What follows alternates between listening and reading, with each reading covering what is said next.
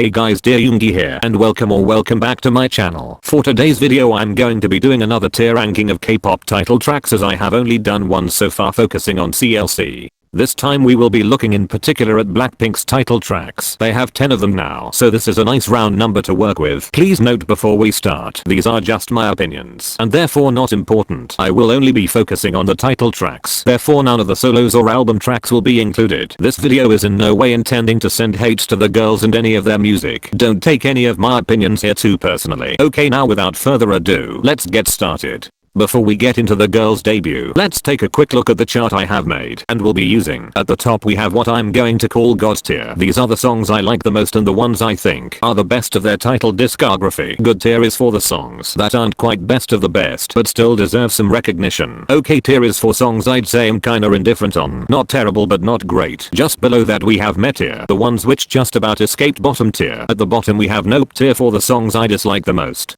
Okay, now let's finally look at the girls' title track. It's Boombayah.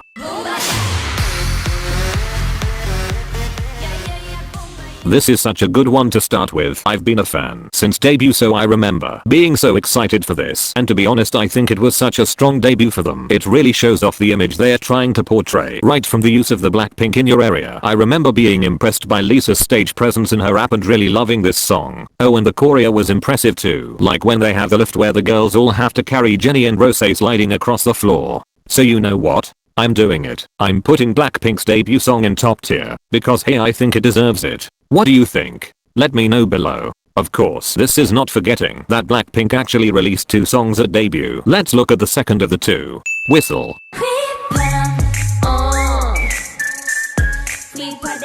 Right, I know this is going to sound complete opposite to what I just said about their great debut and give more mixed messages than a boy on Tinder, but I do not vibe with Whistle. When it was first released I thought I actually liked it because I loved Boombayah so much, but then I realized I only ever actually went out of my way to listen to the latter and not Whistle. Whistle is clunky. I don't really like the flow between the intro and the verses or the next verse after the chorus. I'm not a fan of the chorus at all. The only thing I'd say I really like about this song is the pre-choruses and the bridge, because these sound like a different song to the verses and chorus, and that is a song I like a lot more. I don't think they needed to debut with 2 songs. Boombayah was fine on its own, so I'm sorry, but this is going right in my nope tier. Next up, we have the girls' first proper comeback, Playing with Fire.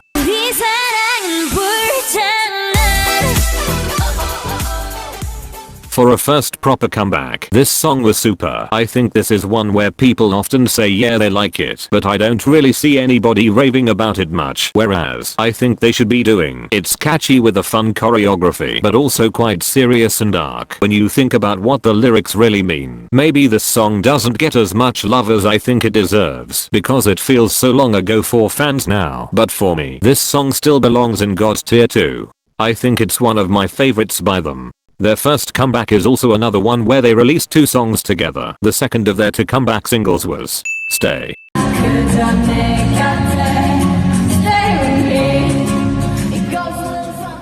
I really don't mean this to sound harsh, and it's nothing against the song in particular, but slow soft ballads just aren't my thing at all, and I don't think it really is Blackpink's either. I completely understand them having a few on their discography as a lot of artists do, and them being cute soft additions to their concerts to allow them time to slow it down a bit and bond with fans, but I don't think they highlight their charisma as much as their more upbeat songs do. Therefore, that's why I have put Stay in my meh category. Kinda mean of me because I could have put it in my okay category because it's an okay song, but regardless of if the song is okay, I never really listen to it, hence my putting it in the category for songs I could probably live without. Moving on to the girls' next single. So this song is called As If It's Your Last, so I want everybody to dance like it's your last! Sorry I had to. It's one of my favorite memes now, thanks Rose. But yes, As If It's Your Last. Baby, the touch,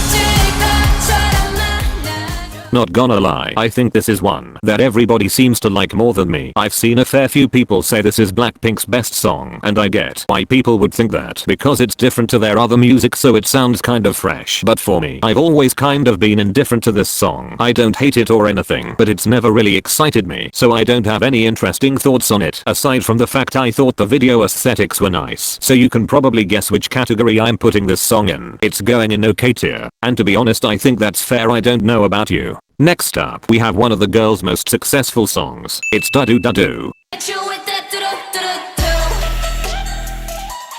Rip, my voiceover hates saying that song title OMG, so I'll try to avoid saying it again lol. I completely understand why this song did well globally. As I mentioned in a previous video about their strengths and weaknesses, I think this song was the real begin of Blackpink proving that they can release music that is accessible to a global market. The song, although still in Korean, was still catchy enough for non-K-pop and K-pop stands to enjoy alike. The music video screamed budget and I did like the song. However, as much as I was also a fan of this song, I wouldn't necessarily put it in my god tier because I don't love it with a capital L. I like it with a more lowercase l lol, if that makes any sense. Therefore, I would put this song in good tier because it's definitely a good song and has done well for them, but it's not one of my absolute faves. Next up, we are in 2019 with the girls' one release this year. It's Kill This Love.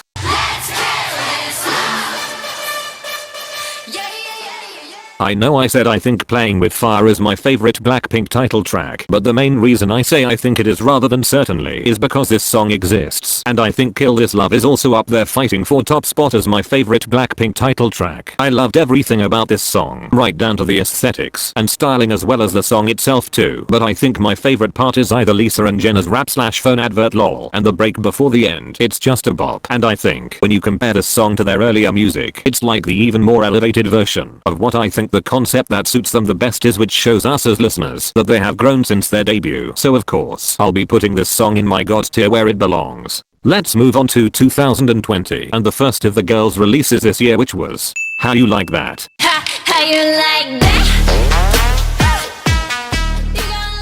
So I remember being like sort of confused about this one on first listen, but liking it and then it growing on me, and I do really like it now. Like Lisa's "Look at You Now Look at Me" line alone is iconic enough alone to save this song from any of my lower tiers. Like I said for the last song, I think How You Like That shows us how much they have elevated their concept to its highest forms, and this is a standard we can expect from them now. It's nice to see. I think you can really see all the members growing in confidence, especially Jisoo, who has leveled up so much since debut. Oh, and can I just say the stylists popped off with that one look where they modified the tradition Korean handbox to suit their individual styles. It's honestly beautiful. I actually debated putting this in either good tier or god tier for some time, but then I compared it to Kill This Love, which I'd just given god tier status and wouldn't quite put them on the same level for me personally, so that earned How You Like That a comfortable place in good tier. Time to talk about the controversial one. Ice Cream featuring Selena Gomez.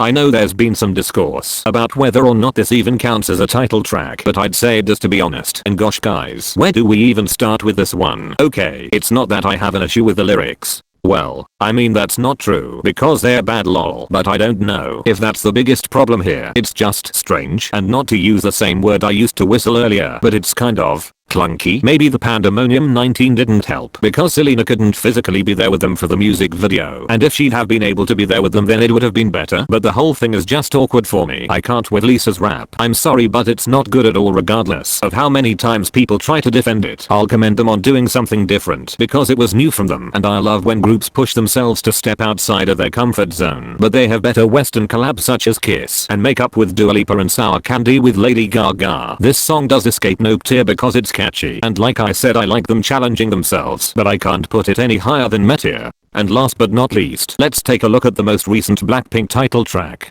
Lovesick Girls.